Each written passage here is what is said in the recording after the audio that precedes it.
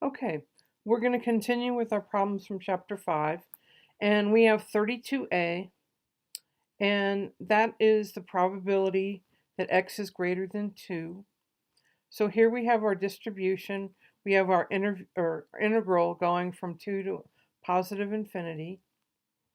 So we pull the 1/2 out like we usually do, and then we know that the e to the minus 1/2 x can be written as e to the minus 1/2 x over minus 1/2. That's our rule for integration. And we're going to evaluate that from from positive infinity to 2. But I can cancel those 1/2s out, and that leaves me with minus e to the minus 1/2 x evaluated from infinity to 2. So the first term gives me a 0. Then I have minus e to the 1/2 times x, which in this case is 2. And that leaves me with positive e to the minus 1/2. That's all there is to it.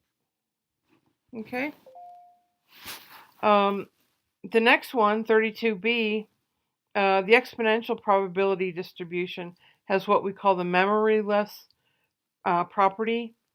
So we can write the conditional probability of x more than s plus t divided by the conditional on the probability that x is greater than s can just be written as the probability of x greater than t. Okay? We also know for the exponential probability that we can write the probability that x is greater than t is equal to e to the minus lambda x, lambda t.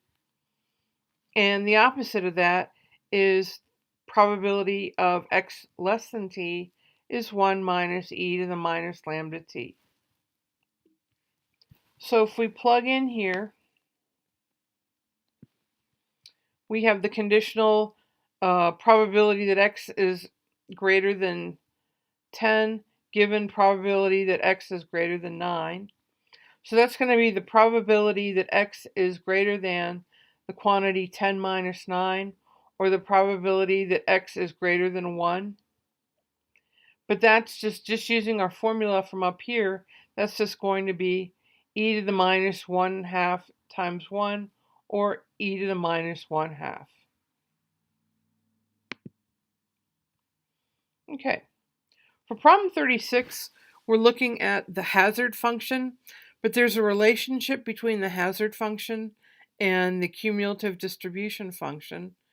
And, excuse me, if you just look that up, you have 1 minus f of t is equal to e of the integral minus the integral going from 0 to s of h of t dt.